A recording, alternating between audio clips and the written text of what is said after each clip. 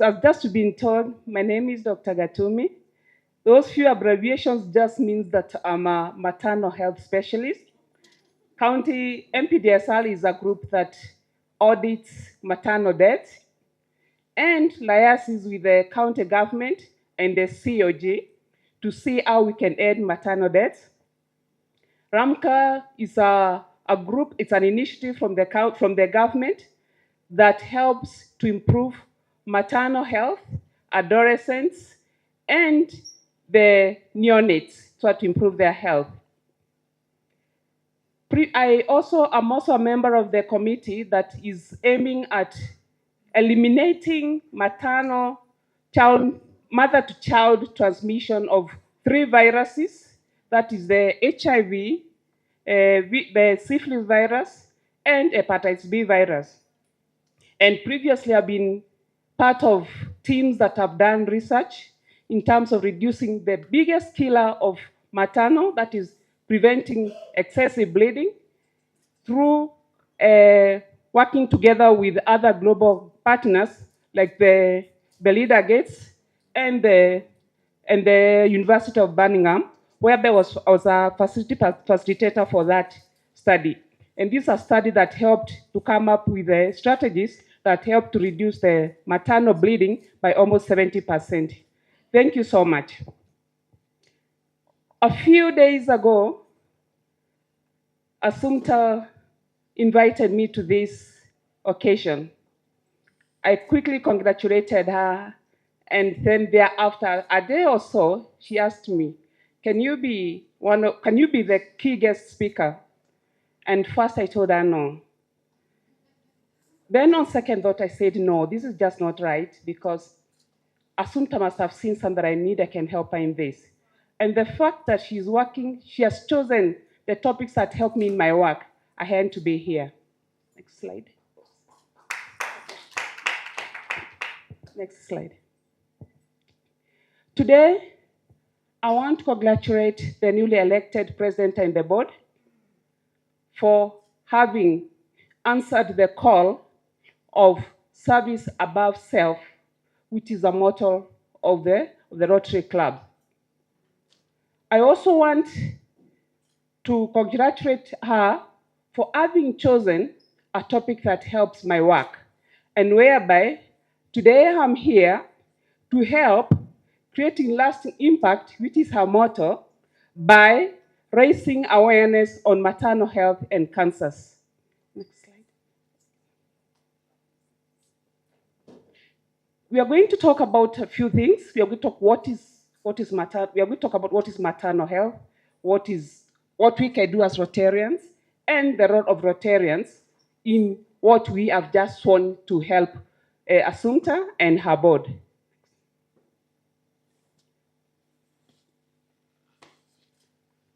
The topic that she has chosen is so apt, and actually the WHO and other global entities recognize the need to have maternal health as a priority.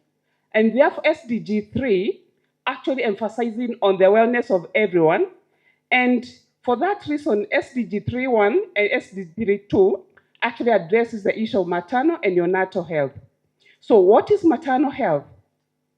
Maternal health is that physical and mental well-being of women during pregnancy, childbirth, and after delivery. I want to emphasize on physical and mental well-being of the women.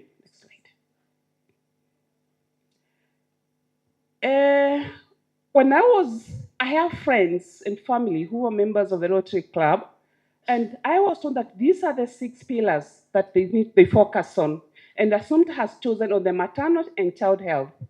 So I'm going to talk only on the maternal and child health. Maternal and child health, what is it? Basically, it looks at 3 things: before the pregnancy, during the pregnancy, and during the time of delivery, and after delivery. Whereas for us, when you're talking about before the pregnancies, making sure that a woman has the right foundation and the right health before she conceives.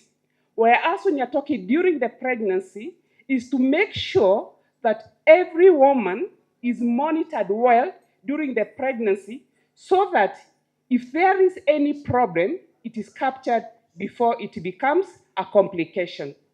And whereas after the delivery, that is the postnatal care, is to make sure that a woman after she has delivered, does not have any complications that might be affecting her and the baby. Next one. Now, maternal health. It is well known the commonest causes of either the sickness or deaths for women who are pregnant, who have just delivered. Bleeding is the commonest cause. And you can see the other causes.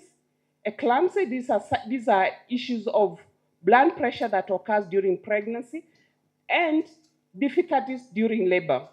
With this, especially the pressure, this can happen anytime during the pregnancy, that is either just during the pregnancy or during the labor or even after.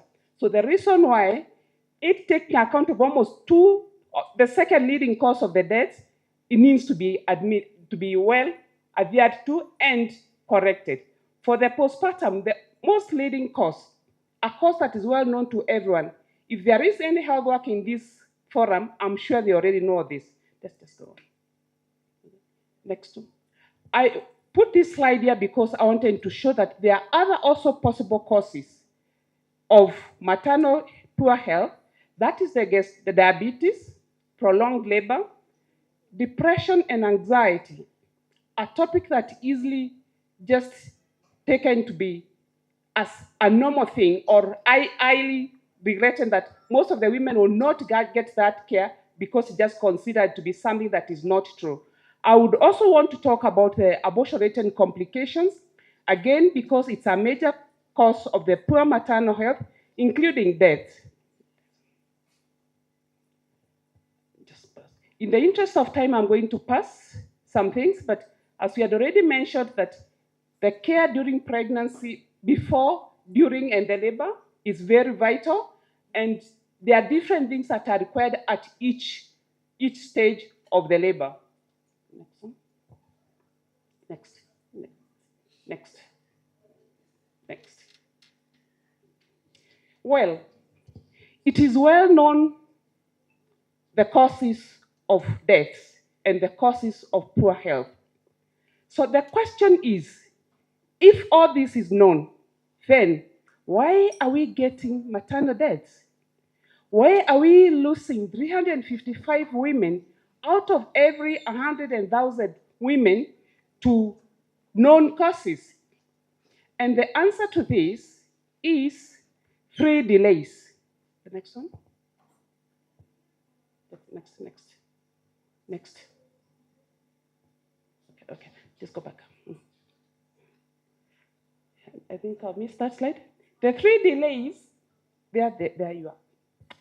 The first delay occurs in an individual woman, a woman who does not know that she has any risk even if it starts, a woman who has no power at all, either financially, to get herself to a hospital even when she realizes that she has a problem, or a culture or a tradition that bars women from seeking health services. That means a woman has a problem, but she has not yet gone to a health facility. That is the first delay. The second phase delay is the access to a facility. And this is whereby you find that a woman in such a remote area, such that the infrastructure for her to get to a facility is so poor, she cannot. Either the roads are bad, or there are no means of transport. So even if she wants to get to a health facility, perhaps it's 100 kilometers away, or she has no means at all of getting to the next facility. The third delay, which is the third phase, is now at the facility. When they get to the facility, you get to a facility and there is inadequate equipment, or there are no medicines, or there are no things that are required, maybe surgical equipment that are required, or you find that you go to a hospital whereby there's a long queue, it's an emergency, but you take about 30 or 40 minutes before it's handled. So those are the three phases of delays that even if we know the causes of the poor maternal health, we will still get the mothers are dying because of these delays. Next one. Now, I wanted to have a discussion point here. As a Rotarian, what do you think you can do to remove these barriers to health, these delays? What can we do? Can I pass the mic to someone? What do you think you can do? We're already done with the medical part. You have seen the delays that are causing, the problems that are causing. What can you do? I think President Assumpta has already mentioned what she intends to do, and I totally agree with her. We have to empower our women. We have to improve the services that we have. But more so, next slide. In this room, we are the opinion leaders. We make policies. We are the leaders in our communities. We have the power to change that narrative. How do we do that? Policies, being role models, and helping out. As a leader of a company, when you contribute your CSR towards a group, maybe a pregnant women group, just for them to access the facilities, you will be helping in this. I specifically want to look at certain vulnerable groups, the teenagers and the minors. Meru is said to be having a high number of teenage pregnancies, almost the same level with the other counties like Wajir, Kilifi, and the northeastern provinces. It's a shame because Meru is economically empowered. Why are we having teenage pregnancies for our young girls in schools? It is us Rotarians who need to change that narrative.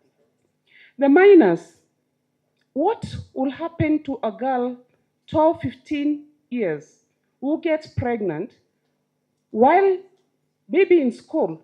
It means her life is completely destroyed. That's the end of her life, unless we come in as Rotarians and friends of Rotarians and change that narrative.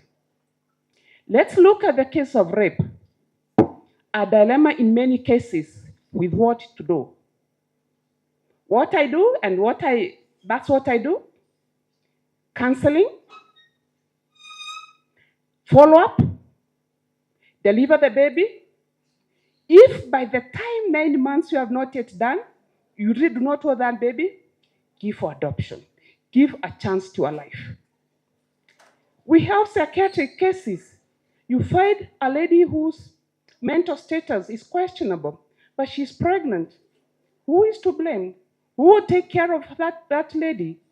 It is as Rotarians also to change that narrative and get to help this. Another very special group, which I think all of us, and especially the president, now are coming from an academia side. We have expectant babies, girls, in the colleges, schools. Despite they are pregnant, we know they had economic times. We know that stress, being in school, you are sitting in a class and the lecturer is talking very hard things. You are thinking, I have a life in me that in 9 months' time is coming out, and maybe you don't know what to do with the baby. This is where, President, you are saying we come in. And this is both for in colleges, the day schools, and even in the universities. Again, as Rotarians, I'm saying, let's create awareness and policies to avoid the delays that we saw in that. There are groups or that have initiatives to help the women to help improve maternal health. Let's support those initiatives. As I end this presentation on the maternal health, I want to leave you with this quote, which also our president actually mentioned, which is, if mothers are empowered and healthy, so are their families. leading to an alleviation of poverty and hunger. This is a quote from Robert Zinzer, a co-founder of Rotarian Action Group for Population Development.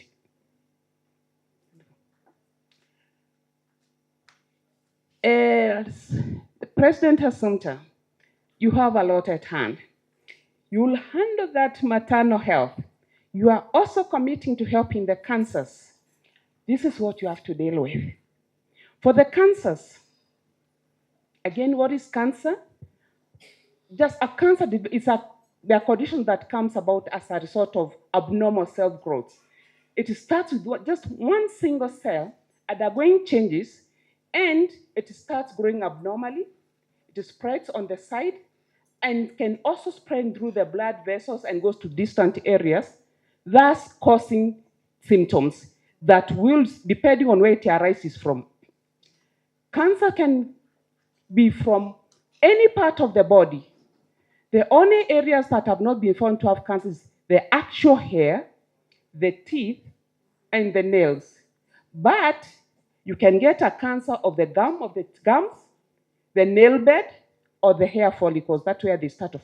But these other ones have not known to have any cancer because these are inactive cells. And we also know that cancers can affect anyone. We are all candidates of cancer. Let's look at the global burden. Every year, there are about 20 million people that are diagnosed with cancer. And out of that, 9.7 million people die due to cancer every year. And about every 1 to 5 people will develop cancer in their lifetime. That's why I'm saying we are all candidates of cancer.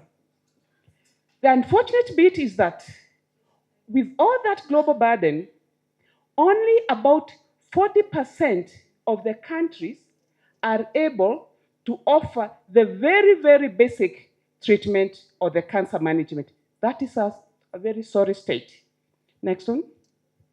The commonest cancers globally, as you can see on the slide, the cancer of the lung, the prostate, the cervical cancer, the colorectal, and the breast cancers.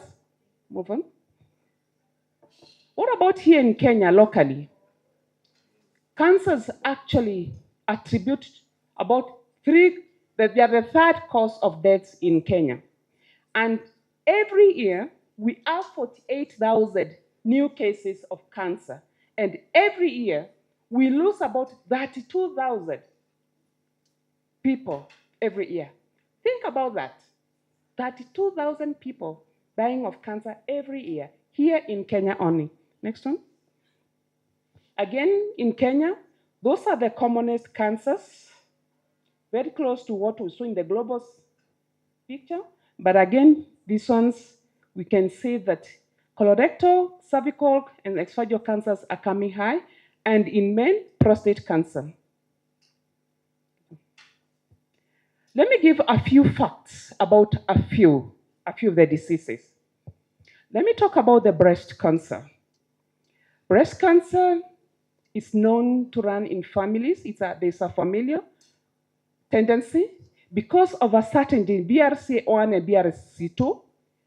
And I think globally, the most well-known survivor, or let me say, she has really talked about the cancer of the cervix, of the breast, is, Professor is nodding, yes, Angelina Jones, a celebrity who has talked about this. If one family member has had a breast cancer, the least likely someone else, a family member, may get the cancers. Again, the risk factors is age and the lifestyle, especially hormones. Any related hormones and obesity may increase the risk for the breast. The cancer of the cervix, I want to talk about the cancer of the cervix again, second commonest cause of the cancers in women. And why I'm talking about this is a cancer that actually gives you time before it develops. It's a cancer that can easily be picked on screening. It's a cancer that can be prevented by vaccination, if only you get the vaccination done before the HPV infection has become persistent. And I've mentioned about the screening, the vaccination. Actually, this can help eradicate cancers. There are some countries that are reporting very low rates of cancer of the cervix just because there are very intense programs for vaccination and screening. And this is the basis of why we should have more medical camps, especially for screening for the cancer of the cervix. Next one. In men, again, the cancer of the prostate. I'm mentioning this because also it's advisable that any man above age of 40 years should have at least a screening whereby the blood sample is taken for screening for PSA or what we call digital parectal examination. The cancer of the cervix, again, the cancer of the esophageal, that is the cancer of the esophagus. I'm mentioning this because it's quite common in certain communities, including Meru, and the reason for this is taking hot tea. Hot tea. What happens when you take that very hot, it's very cold, you're taking very hot tea, the mucosa of the esophagus easily gets burnt, so it starts healing. That process of it has happened, it has burnt, it's healing. There is a likelihood that one cell will undergo some change or some mutation and start now developing as a cancer cell. The next one. There is another just before that. I also want to talk about the cancer, it's not here, the cancer of the stomach. The cancer of the stomach is also associated with a bacteria called H. pylori. I know many may have tested and said H. pylori. I just want to say this so that you take the medication and management for H. pylori very seriously, because persistent infection can actually lead to the cancer. But this is just one of the things that could also be leading to the cause of the cancer of the stomach, because also different foods can also contribute to the cancer.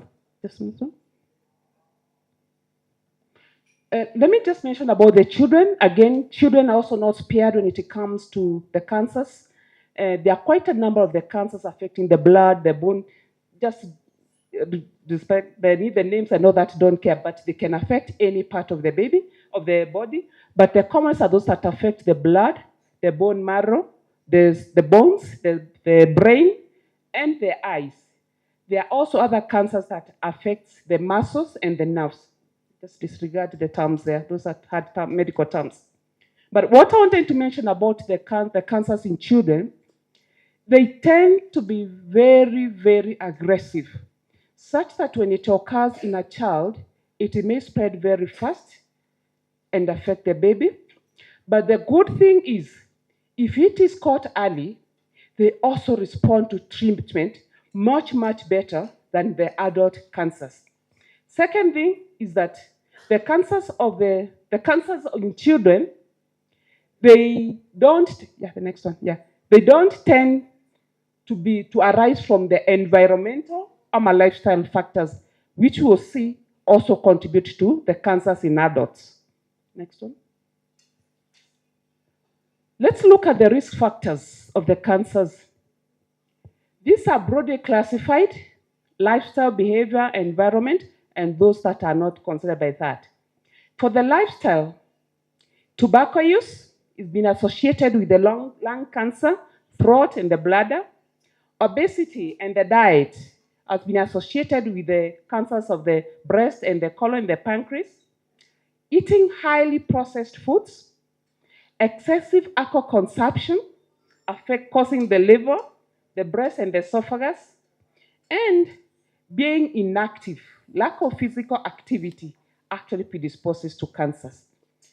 The other risk factors in the environment and occupation, it's radiation, and radiation you're talking about the sun rays, the X-rays, especially if one is working in a radiation department, or if one is sent to undergo radiation for whatever treatment, you can get a different type of cancer out of that. What I need to mention about the radiation also and the skin cancers is, as ladies, sometimes we use creams that have got steroids or serums that thins the skin, exposing the skin to the rays, the sun rays that are harmful. That has also been associated with cancers of the skin. In the environment also we have chemicals and carcinogens. Asbestos was a roofing material that is that are being phased out, but there are still some institutions, especially government institutions, that still has got the asbestos. These asbestos leaks into the soil, into the waters that we're taking, and into our bodies. And this has been associated with that. Then, of course, environmental pollution, also associated with the cancers of the lungs. Now, we've talked about the biological effects. The viruses, HPV virus, not only does it cause the cancer of the cervix, but even in men and even in women, oral cancers and other mucosa areas where this virus attaches and continues growing, it can cause that. There is the hepatitis B virus, which causes the cancer of the liver, and the HIV also has been associated with the cancers of the blood vessels, like what we call the Kaposi sarcoma. Okay, this was what I was talking about, bacterial infection. H. pylori, it's a bacteria that is found in the stomach in that acidic environment, and if it is persistent, has been associated with the cancer of the system. There are those other non-notifiable cancers, modifiable factors that we cannot do anything about it, like the age or the genes where you are born in. But if there is screening that has been done early, it can be detected and be managed effectively. Next one. Just allow me to mention what is the impact of the cancers in the society. One is economic. When you get a person with cancer, there is a strain on the healthcare system. When we compare a person with cancer, they will spend more than sometimes a month or more than that in a year to be spent in a hospital. That puts a lot of strain to the health facilities.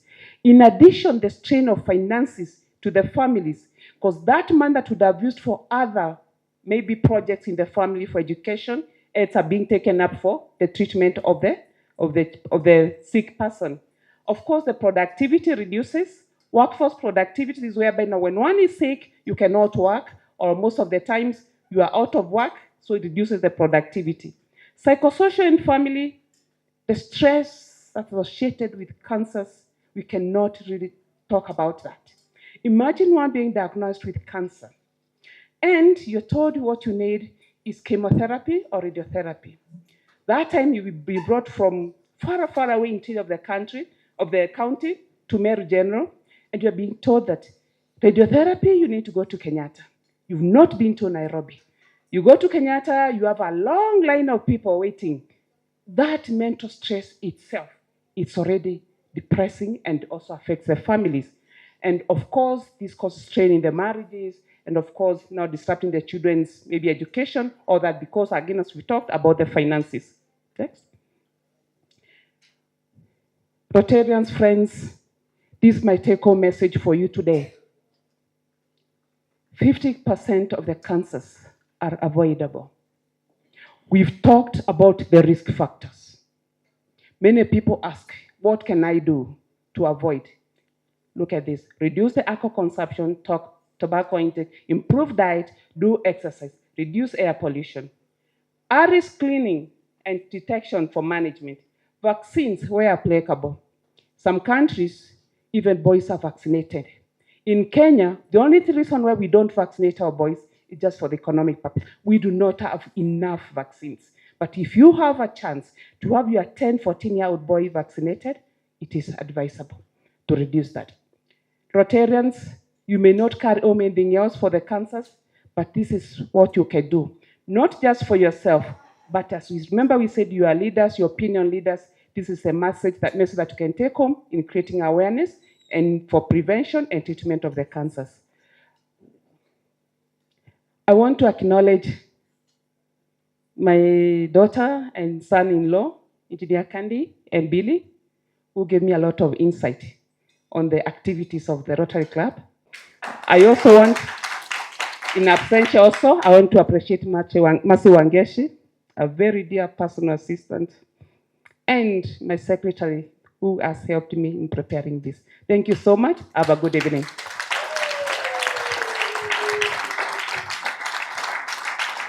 Wow, a better one to Daktari.